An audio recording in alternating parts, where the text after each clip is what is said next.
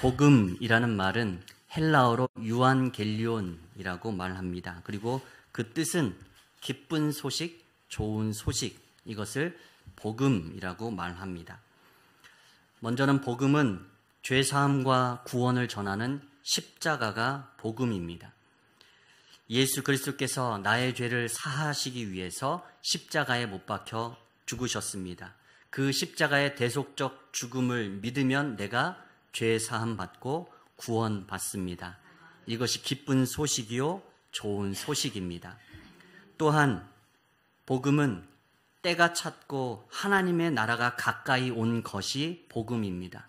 마가복음에 보면 때가 찼고 하나님의 나라가 가까이 왔으니 회개하고 복음을 믿어라 라고 말하는데, 때가 차서 하나님의 나라가 가까이 온 것이 복음입니다. 기쁜 소식이고 좋은 소식입니다. 예수 그리스도께서 이 땅에 육신으로 오심으로 하나님의 나라가 이 땅에 시작되었습니다. 하나님의 나라는 어떤 지리적인 장소적인 개념이 아닙니다. 하나님의 나라는 하나님이 다스리시는 곳이 하나님의 나라인 것이죠. 내가 예수님을 믿고 내가 하나님의 다스림 아래에서 살아가면 나는 하나님 나라를 살아가고 있는 것입니다. 하나님의 다스림 아래 살아간다는 건 내 인생의 주인, 내 인생의 왕이 하나님이심을 믿음으로 고백하고 또 그렇게 살아가는 것을 의미합니다.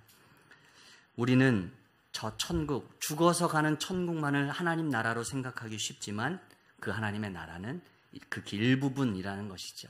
우리가 하나님의 다스림 안에 살아가면 그 어디나 하늘나라, 주님과 더불어 주님의 인도하심과 다스리심과 함께하심 속에 살아가면 우리의 삶에 하나님의 나라가 임한다라고 하는 것입니다.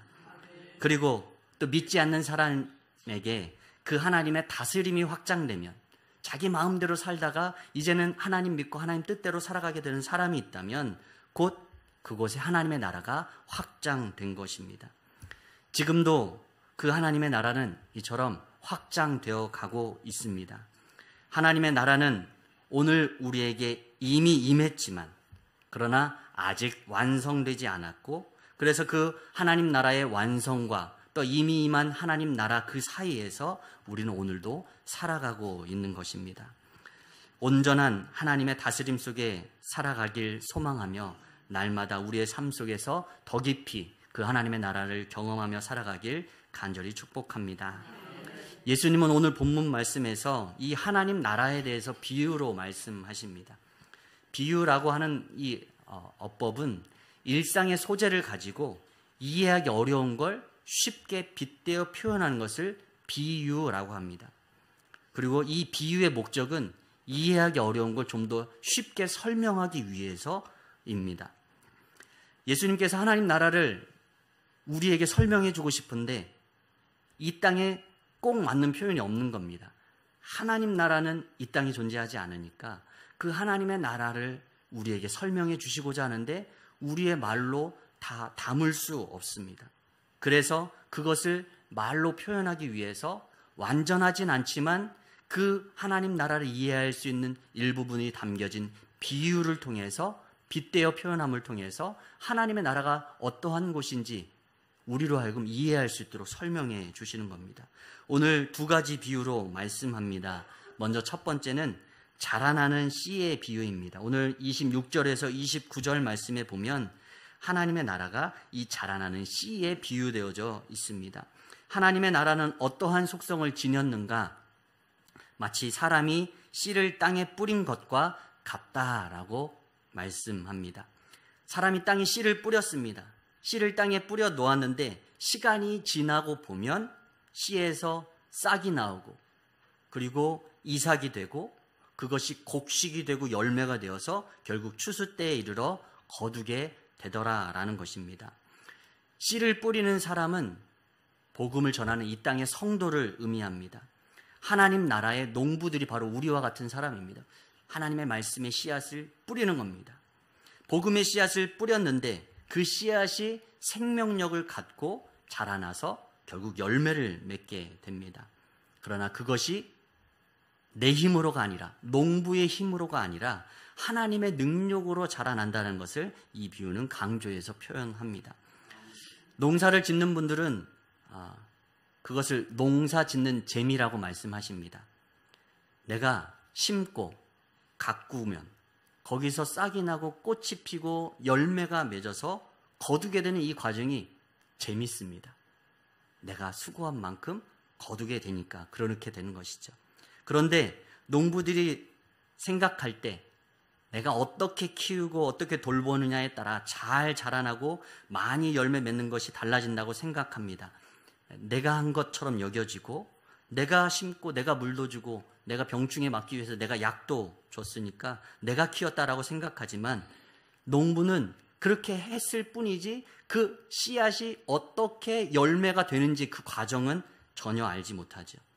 그래서 재밌는 겁니다. 조그마한 씨에서 물 주고 내일 가보니까 싹이 나와 있습니다. 신기합니다. 어떻게 그 조그마한 데서 싹이 나왔는가. 또 지나고 보면 잎이 나고 꽃이 피고 열매가 맺어서 거둘 곡식이 되고 열매가 됩니다. 내가 한 것은 물 주고 때로 약 주고 영양분 주고 그렇게 했을 뿐인데 그것이 어떻게 그 조그마한 것에서 그 커다란 열매들을 수많은 열매들을 맺게 되는지 신기할 뿐입니다. 이게 이 농부들의 재미인 것이죠. 심어놓고 보면 그 다음날 보면 달라져 있습니다. 하루하루 다릅니다. 오늘 말씀에서 싹, 이삭, 그리고 곡식과 열매 이 순서대로 자라나는 것이죠. 이건 농부가 한 것 같지만 농부는 그저 물을 주고 돌보고 가꾸었을 뿐 그것을 자라나게 하신 분은 하나님이시라는 사실을 우리는 기억해야 합니다. 농부가 아무리 잘 돌보고 가꾸더라도 하나님이 열매를 허락해 주시지 않으면 거둘 수 없다라는 것이죠. 고린도전서 3장 6절에서 7절 말씀은 이렇게 말합니다. 우리 같이 한번 읽겠습니다. 시작. 나는 심었고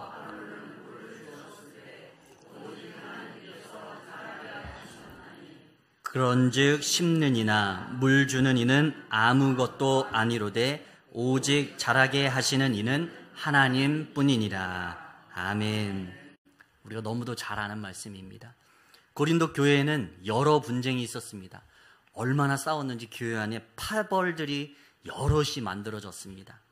바울을 지지하는 바울파, 또 예수님의 수제자라고 말하는 베드로, 베드로파, 게바파, 그리고 고린도 교회가 성장하는 데 도움을 줬던 아볼로파, 그리고 그들이 믿어야 될 주님이신 예수파까지 얼마나 파가 많았는지 머리가 복잡했습니다.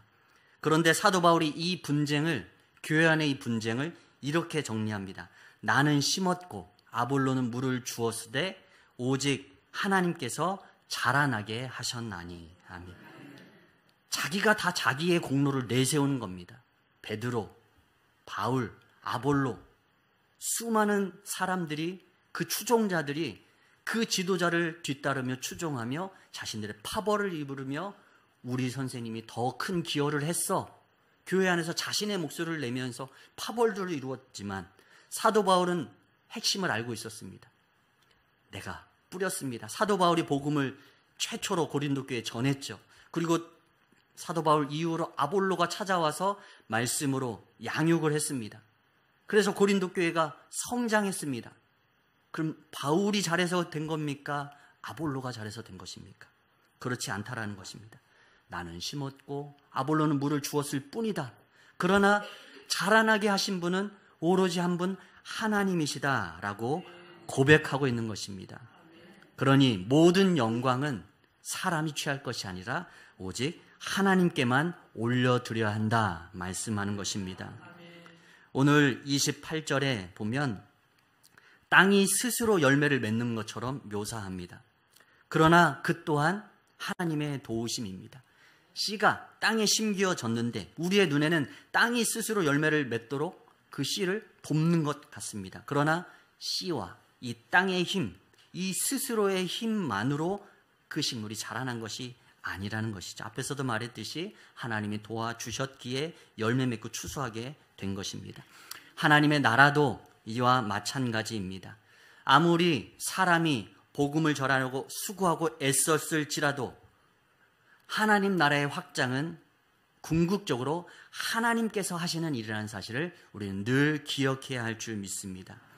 복음을 전해도 그 사람의 마음의 문을 여시고 그로 하여금 예수를 그리스도로 고백하게 하는 일, 이건 사람이 할 수 없고 성령 하나님이 하시는 일이라는 사실입니다. 성령으로 아니하고는 누구든지 예수를 주시라 할 수 없느니라. 내가 스스로 예수를 그리스도로 고백하고 믿음으로 지금까지 나온 것 같습니다. 내가 스스로 선택한 것 같습니다. 수많은 것들 중에 내가 예수님을 선택한 것 같아 보입니다. 그리고 내가 전도한 그 사람은 내가 그 사람을 마치 믿게 한 것 같습니다. 그러나 그렇지 않습니다. 우리 눈에는 내가 보이고 그 사람이 보이지만 우리 스스로 할 수 있는 건 없습니다. 결국 하나님이 그 영혼 가운데 일하셨다라는 것입니다. 오늘 말씀에 씨가 싹으로 자라나고 싹이 이삭으로 자라나고 그리고 이삭이 곡식과 열매로 성장해 갑니다. 씨에 생명이 있다면 그리고 그 생명에 적절한 영양분이 공급되고 모든 것들이 갖추어지게 되면 그 씨는 생명력을 갖고 있어서 저절로 성장하게 되어 있습니다. 씨에서 싹으로 이삭으로 곡식으로 연그러 갑니다. 이 말은 무슨 말입니까? 내 눈에 보이는 지금에 보이는 씨 또는 조금 자라난 싹 그리고 조금 자라난 이삭, 이것들은 내 눈에 봤을 땐 아직 미완성이지만 그러나 시간이 지나고 모든 조건들이 적절히 갖추어지게 되면 하나님께서 그것으로 하여금 결국은 충실한 곡식이 되고 풍성한 열매를 맺게 하신다는 것입니다. 언젠가 완성될 때가 있는 미완성의 과정 가운데 있는 것입니다. 씨도 싹도 이삭도 결국은 열매가 될 것이고 결국은 곡식이 될 것입니다. 하나님의 나라가 이 땅에 과연 올까, 이루어질까 의심하는 사람들에게 지금 이 씨, 눈에 보이는 싹, 그리고 이삭, 이와 같은 것들은 너무도 부족해 보여서 미진해 보이고 또 하나님의 나라는 아직도 멀어만 보이고 불가능해 보입니다. 그러나 우리의 눈에 보이는 이 씨와 싹과 이삭의 상태가 끝이 아니라는 것입니다. 이 이후에 하나님께서 결국은 곡식으로 열매로 결국 완성될 것이라는 것입니다. 하나님의 나라가 지금은 미약해 보이지만 하나님이 하나님의 방법대로 하나님의 때에 곧 이 땅 가운데 하나님의 나라를 완성하실 것이라는 것입니다. 마치 씨가 심겨져서 가을이 되어서 추수하듯이 결국 하나님의 나라는 이 땅 가운데 예수 그리스도가 오심을 통해 시작되었고 결국 하나님의 때의 방법으로 하나님의 나라는 이 땅 가운데 완성될 줄 믿습니다. 또한 사람의 힘으로 이 땅에 하나님의 나라를 이루려는 사람들에게도 말씀하십니다. 하나님께서 정해놓으신 과정이 있는 것입니다. 씨 이후에 곧바로 열매나 곡식으로 갈 수 없습니다. 씨가 싹이 나고 이삭이 되어 곡식으로 열매 맺혀가는 것입니다. 연그러 가는 것입니다. 이 과정을 따라 이 순서와 시간을 따라서 단계적으로 하나님의 주권 속에서 하나님의 나라는 이루어져 갈 것입니다. 아무리 급하게 마음 먹어도 하나님이 정하신 때와 방법, 과정과 절차가 있음을 우리는 늘 기억해야 합니다. 나라는 사람, 그리고 우리라는 이 교회 또한 마찬가지입니다. 성장하고 성숙하고 연그러갈 것입니다. 지금은 씨처럼 이삭처럼 부족하고 연약해 보이고 언제 연그러갈까 그렇게 생각할지 모르지만 하나님은 시작하셨기에 이루실 것입니다. 그러니 낙심하지 말라는 것입니다. 그러니 초조하지 말라는 것입니다. 가끔 심어놓고 걱정할 때가 있습니다. 그런 적 있으신가요? 심었는데 며칠이 지나도 싹이 안 나와요. 저도 경험이 있는데 그럼 어제 손가락을 한번 파봅니다. 그 밑에 이게 썩어서 없어진 건 아니야, 죽은 건 아닌가. 근데 보면 살짝 올라오고 있습니다. 초조한 겁니다. 왜 안 나오지? 나올 때가 됐는데.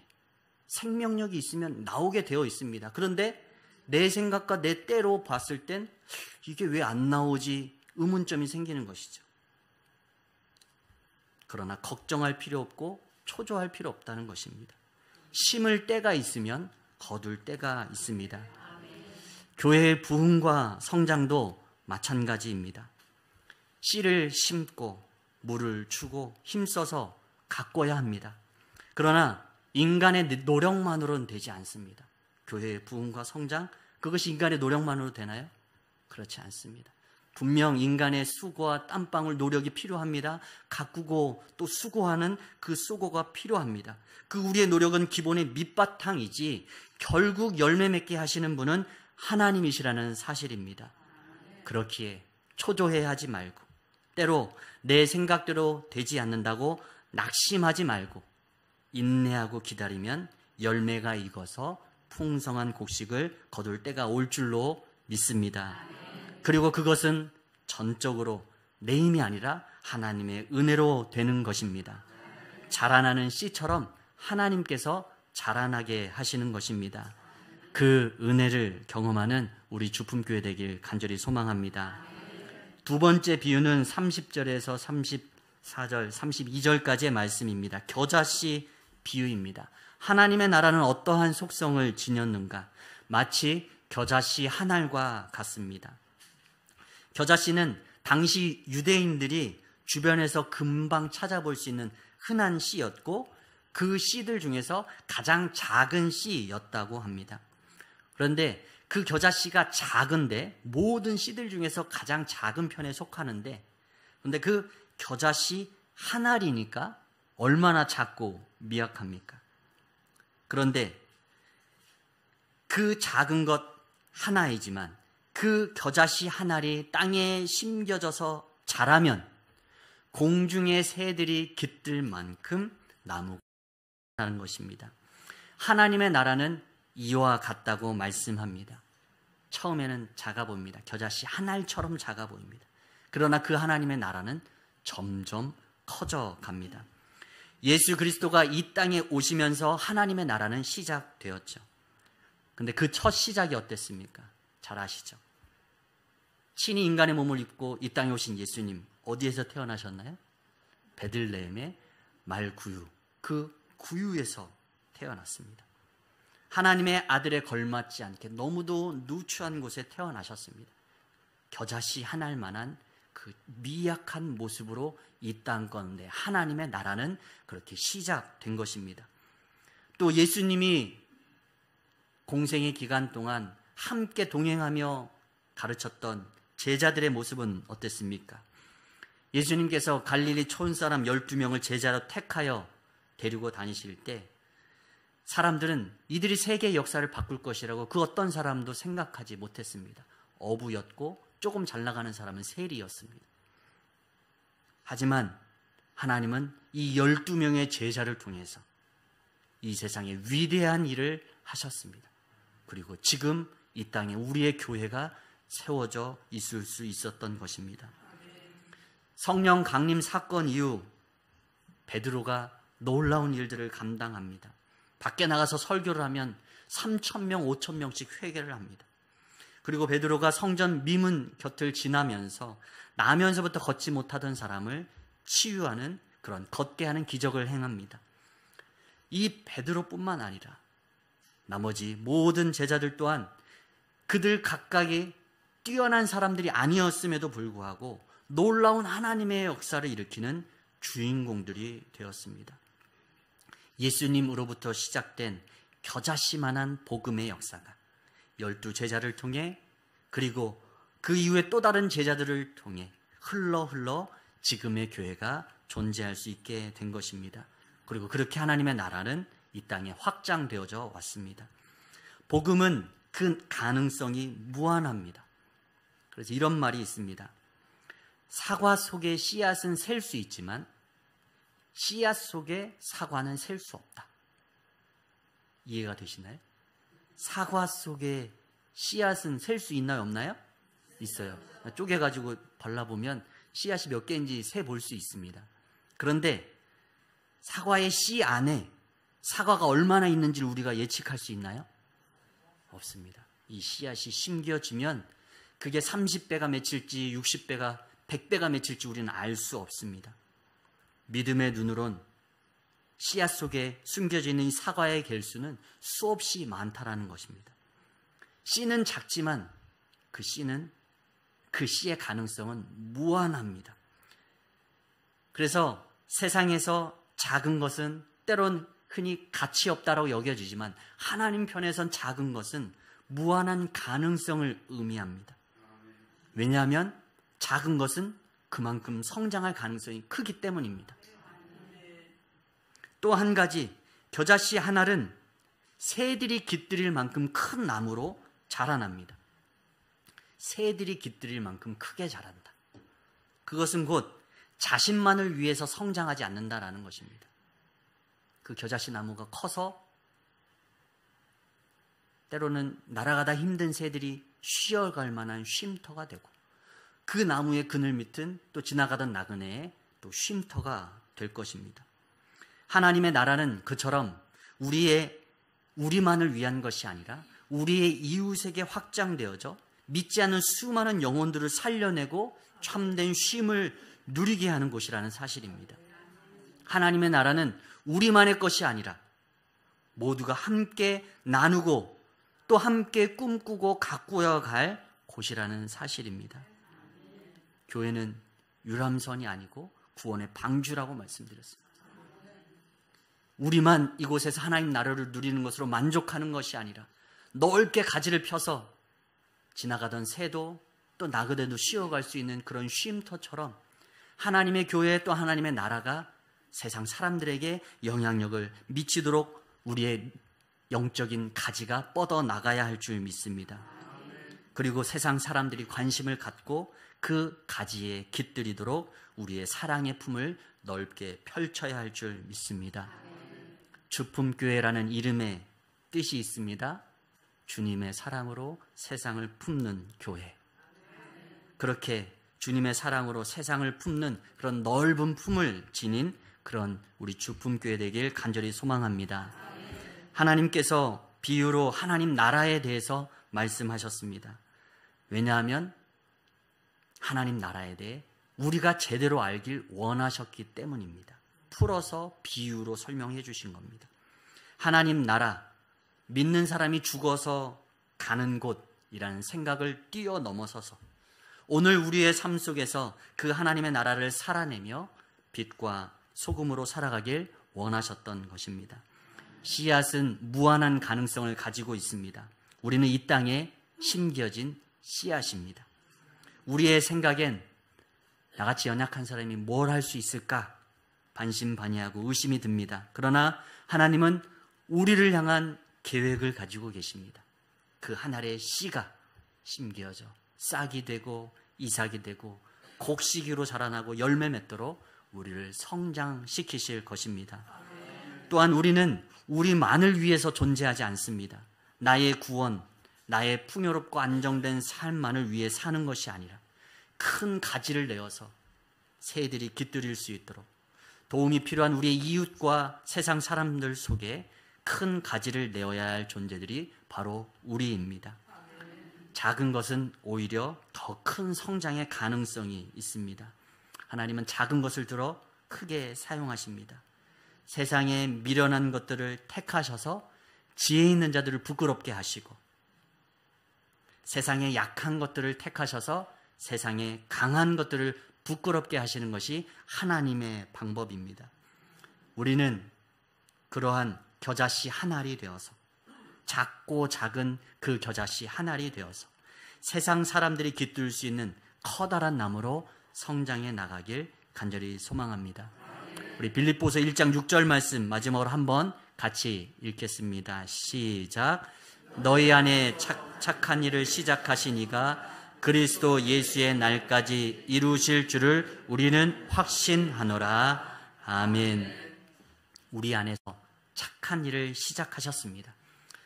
우리 가운데 하나님의 나라가 이미 임했습니다. 예수 그리스도를 믿는 믿음 가운데 우리의 삶에 하나님의 나라가 이미 임했습니다. 그러나 아직 완성되지는 않았죠. 그러나 그 하나님의 나라를 내 안에 시작하셨으니 그리스도 예수의 날까지 분명 이루실 줄 우리는 확신하고 나아가야 될 줄 믿습니다. 우리가 그렇게 하나님의 나라 가운데 완성되어져 가고 또 우리의 가정 안에 우리의 지역사회 안에 그렇게 하나님의 나라를 세워 나가시고 이루실 줄 믿습니다. 하나님 나라의 복음을 누리고 사는 여러분 되시길 간절히 축원합니다. 아멘.